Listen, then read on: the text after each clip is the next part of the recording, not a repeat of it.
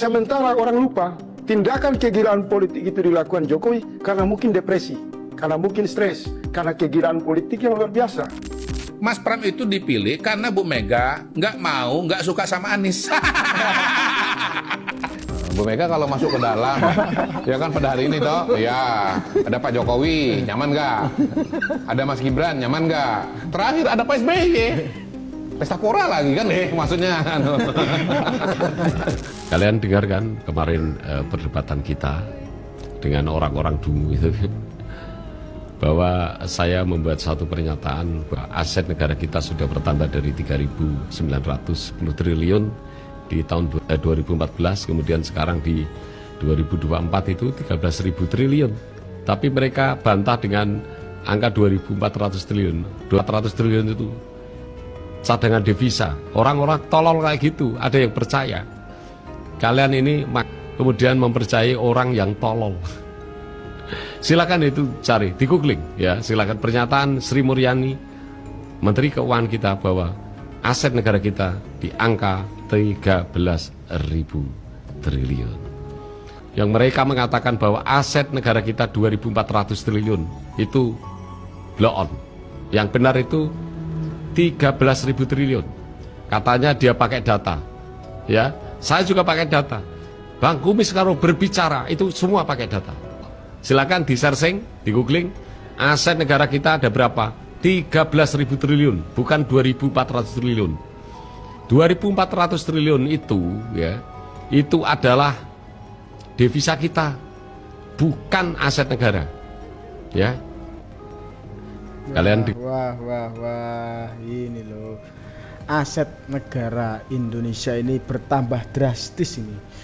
Dari 3.910 triliun di tahun 2014 naik menjadi 13.000 triliun ini 2024 ini di era Pak Jokowi ini selama 10 tahun menjabat ini. Waduh ini loh. Ya indikator sebuah kemajuan sebuah negara ini ditunjukkan di pertambahan ekonomi, pertumbuhan ekonomi maksud saya ini. Ya pendapatan per kapita, jumlah masyarakat miskin dan rasio ini. Waduh ya. Ya kan jelas lah ini di masa pemerintahan Pak Jokowi ini kemiskinan semakin turun ini, pertumbuhan ekonomi ini semakin naik ini. Waduh ini loh ini. Ya silahkan googling lah, ini pernyataan data yang dikeluarkan dari Bu Sri Mulyani ini real ini. Coba kalian googling kalau tidak percaya ini. Yuk kita lanjutkan. Kita udah paham nih sekarang, ternyata keluarga Mulyono berpolitik pakai jurus Tai Chi. Maksudnya gimana itu bang? Jadi kemarin kan rame waktu Kaisang kunjungan ke Kabupaten Tangerang, dia pakai rompi hitam bertuliskan Putra Mulyono. Dalam kunjungan itu dia menyapa warga sambil bagi-bagi buku dan susu buat anak-anak di situ. Hal ini tentu jadi sorotan lantaran Mulyono kan awalnya merupakan kata ejekan untuk Presiden Jokowi. Tapi sekarang anaknya malah pakai kata itu dan ditaruh di bajunya. Dan kalau kita lihat, kunjungan itu tetap disambut antusias sih sama warga. Meski Kaisang lagi diisukan tersangkut gratifikasi jet pribadi belakangan ini. Bahkan warga berebut selfie sama dia, hingga ada juga yang ngucapin makasih ke Kaisang. Ini kan berarti apa yang rame di medsos soal pandangan negatif ke keluarga Mulyono sebenarnya nggak terlalu kerasa-kerasa amat di masyarakat akar rumput. Tapi maksudnya jurus Tai Chi itu gimana? Oke, yang abang tahu, Tai Chi itu kan jurusnya menggunakan kekuatan dan serangan lawan buat nyerang balik. Nah, jurus ini kayaknya yang dipakai keluarga Jokowi dalam berpolitik nih, dimana awalnya kata Mulyono jadi serangan, justru itu yang dipakai sama Kaisang buat ngasih tahu kalau masyarakat masih antusias buat bertemu. Ini sama kayak Gibran waktu diejek dengan sebutan Samsul gara-gara salah nyebut asam folat jadi asam sulfat. Tapi itu malah dijadiin gimmick kampanye sama Gibran buat ngelawan kubu yang bikin sebutan itu. Nah, kalau Jokowi justru adalah pelopornya pakai jurus ini, dimana Pandana Baban pernah cerita kalau Prabowo waktu masih jadi rival nyebut bahwa Jokowi itu tukang andong. Hal ini justru dijadiin gimmick sama Jokowi waktu sebelum pelantikan presiden. Dia merayakan kemenangannya dengan berkeliling pakai andong. Hal ini buat nunjukin bahwa orang yang disebut tukang andong itu bisa menang dan jadi presiden. Oh iya juga ya. Menurut kalian gimana nih? Waduh ini loh. diakui tidak diakui ya, ini apa ya, jurus tai chi keluarga Jokowi ini memang selalu berhasil ya, ini berhasil dan selalu menang ini. Waduh ya. Ya gimana ya, ya emang para anak abah dan apa ya, para pembenci keluarga Pak Jokowi ini serangannya tak pernah berhasil ini, malah berbalik arah kepada mereka sendiri nih. Waduh nih. Gimana ini ya? Ya gimana ya? Ini kesabaran Pak Jokowi ini memang apa ya? Bisa dibilang sudah tingkat dewa ini. Pantesan semua hinaan ini gak mempan melawan apa ya, Pak Jokowi ini. Alhasil rakyat ini malah semakin cinta, semakin bangga ini memiliki presiden seperti Pak Jokowi ini. Wah ini loh jurus tai chi dari keluarga Pak Jokowi ini. Ini memang membuat para apa ya, lawan dari Pak Jokowi ini apa ya, malu sendiri lah ini, intinya itulah. Waduh. Yuk kita lanjutkan saja videonya ini. Jokowi harus diperiksa ke rumah sakit jiwa. Presiden panik. Berarti alamatnya soal problem kesehatan. Kecemasan. Jangan-jangan menurut saya, ketika semua orang marah terhadap Jokowi melanggar etika, Jokowi menabrak aturan, sementara orang lupa tindakan kegilaan politik itu dilakukan Jokowi karena mungkin depresi, karena mungkin stres, karena kegilaan politik yang luar biasa. Nah ini perlu ada penjelasan yang luas kepada publik. Jangan kita pada satu objek seseorang yang sudah banyak kita bicara etika, kita beri peringatan kepada presiden, tapi ternyata masalah presiden harus ke rumah sakit jiwa untuk menguji mentalnya. Apakah tindakan-tindakan presiden itu wajar, bermartabat, terhormat dalam konteks negara bangsa, dalam konteks presidensial, dalam konteks untuk menjaga peradaban demokrasi. Wah ini Faisal Asegaf ini mengatakan ya, jangan-jangan ini Jokowi ini punya gangguan kesehatan ya, harus diperiksa ke rumah sakit jiwa ini. Waduh, ini loh orang kok bisanya hanya ngomong, bisanya hanya mengkritik ini. Tapi kalau diberi kesempatan memimpin negara ini pasti hasilnya nol besar ini, pasti nih. Waduh ini. Ya yang harus diperiksa ke rumah sakit ya orang-orang yang apa ya, yang bisanya ngomong tadi lah, yang bisanya mengkritik tapi tidak bisa bekerja ini. Ya seperti abang sendiri ya, Faisal Asegaf ini. Waduh, ini gimana menurut kalian ini? Kok bisa-bisanya itu loh ngomong seperti itu kepada apa ya, pemimpin kita ini, ya presiden kita. Waduh ini. Aduh. Susah emang ngurusin orang-orang seperti ini. Pertama kali saya ke Kabupaten Berau. Saya sangat kaget sekali, antusias masyarakat di sini karena mungkin ya baru pertama kali. Tapi yang saya senang, saya cek tadi harga-harga di pasar semuanya pada bagus. Harga yang baik, harga yang bagus, harga yang stabil. Pak, pembenahannya Pak untuk pembenahan ekonomi Berau ke depan Pak, seperti apa Pak? Ini jadi kan ada ibu kota Nusantara. Mestinya kabupaten-kabupaten di sekitar itu bisa melihat kebutuhan dari Nusantara, dari IKN. Kalau harusnya memang dilihat, kalau ingin beras disuplai dari mana, buah dari mana, sayur dari mana.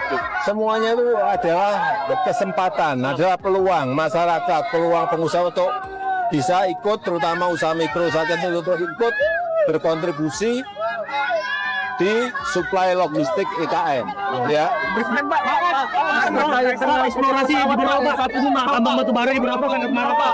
Tambang batu bara kan kemana Pak? Tambang bara ilegal Pak. Yang paling penting, perusahaan pertambangan itu harus peduli pada lingkungan. Kemudian reklamasi kalau sudah ditambang itu harus, itu kewajiban. Nggak boleh ditawar-tawar urusan reklamasi ya. Wah, ini loh Pak Jokowi ini mengatakan ia merasa kaget ini. Antusias masyarakat Berau ini menyambut kedatangannya ini. Ya, ini terlihat antusias dari masyarakat ini berbondong-bondong ini menyambut dan mengingat hal ini pertama ya. Ya, ini menjadi pertama kalinya Pak Jokowi ini datang ke Kabupaten Berau ini. Ya, Provinsi Kalimantan Timur ini. Waduh ini. Ya, gimana ya? Ini Pak Jokowi ini juga menyinggung bahwa Kabupaten Berau ini merupakan bagian penyangga ibu kota Nusantara ini. Ya, sehingga masyarakat ini harus jadi harus jeli lah ini melihat peluang untuk meningkatkan ekonomi daerahnya ini. Wah ya. Ya, seperti sayur dan sebagainya lah, itulah pokoknya itu. Waduh. Dan ini loh, ini menjadi bukti ya, ini di akhir masa jabatannya ini Pak Jokowi jadi batuk ini. Ya, itu tadi ya. Ya, ini menjadi bukti lah di akhir masa jabatannya Pak Jokowi ini menjabat sebagai Presiden Republik Indonesia ini, rakyat Indonesia ini semakin cinta, semakin bangga kepada Pak Jokowi ini. Waduh ini real ini, bukan hoak ini. Waduh. Ini gimana menurut kalian ini? Tulis pendapat kalian di kolom komentar ya. Mas Pram itu dipilih karena Bu Mega nggak suka sama Anies. Bukan karena dia mau rekonsiliasi sama Pak Prabowo, bukan. Tapi kenapa harus Pram? Hah? Kalau nggak suka sama Anies, kenapa nggak Ahok? Kenapa harus Pram? Karena Pak Ahok kan komplikasi politiknya kan besar. Jangan lupa dengan peristiwa isu penistaan agama di tahun 2017 yang lalu. Jadi Mas Pram itu adalah jalan tengah. Ya? Kenapa? Mas Pram ya di satu sisi merupakan kader ya, dan PDI Perjuangan selalu mengatakan kita pilih kader ya, walaupun dia tidak punya atau belum punya elektabilitas. Tapi soal elektabilitas itu kan coba disubstitusi, dikompensasi maksud saya dengan adanya Sidul. Gitu. Ya, jadi menurut saya Mas Pram itu adalah pilihan yang tersedia pada hari ini. Kalau bicara hati, barangkali Bu Mega sebetulnya maunya Ahok. Secara hati ya, secara psikologi dan secara elektabilitas mungkin Ahok. Tapi secara politik kan dia punya problem yang sangat-sangat besar. Gitu. Sehingga akhirnya pilihannya jatuh kepada Pramono. Wah. Ini pengamat Mr. Q. Ya, Mr. Kodarini. M Kodarini ya, gimana ya? Katanya ini Ibu Megawati ini pilih Pak Pramono Anung karena gak suka Pak Anies Baswedan. Waduh, jangan terlalu jujur toh Pak. Jangan terlalu jujur, Bang Kodarini. Waduh. Ini saya nggak bisa komen apapun ini, nggak bisa. Saya takut anak abah nanti marah-marah ini. Ya, kita lanjutkan saja video selanjutnya sajalah. Mbak Puan disebut-sebut akan menggantikan Wapres Mas Gibran. Nah, ini sebetulnya dari Mbak sudah monitor, sudah mendengar, dan bagaimana tanggapannya begitu Mbak? Terima kasih.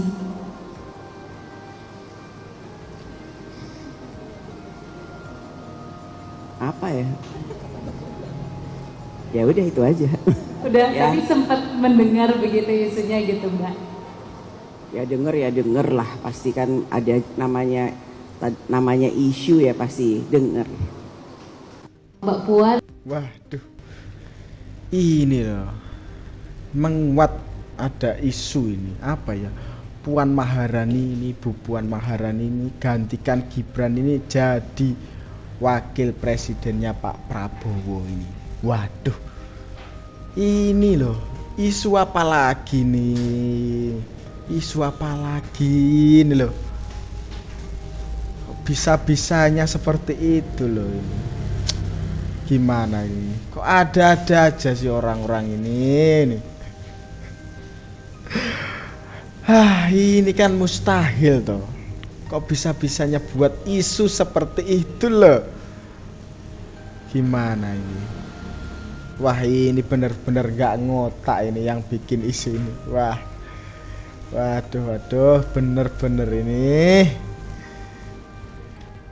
Nggak nyaman itu menurut saya bukan ditanyakan kepada PKS dan kepada Demokrat, tapi harus ditanyakan kepada Bu Mega. Nah, Bu Mega kalau masuk ke dalam, ya kan pada hari ini toh, ya ada Pak Jokowi, nyaman nggak? Ada Mas Gibran, nyaman nggak? Terakhir ada Pak SBY, pesta pora lagi kan, maksudnya. jadi sekarang pertanyaannya adalah Bu Mega itu merasa nyaman atau tidak masuk ke dalam. Nah pada titik itulah antara Ibu Mega dengan putrinya Pak Taufik Kemas itu terjadi perbedaan orientasi atau terjadi perbedaan yang mana pendapat. putrinya Bu Mega juga kan, Mas Kodari? Iya, tapi kenapa supaya harus di-highlight putri Pak Taufik Kemas? Karena putrinya Pak Taufik Kemas ini memang gerakan-gerakan politiknya itu mirip dengan almarhum Pak Taufik Kemas dulu gitu loh. Jadi perbedaan-perbedaan pemikiran, tindakan-tindakan politik antara Bu Mega dengan Pak Taufik itu kan dulu sering terjadi.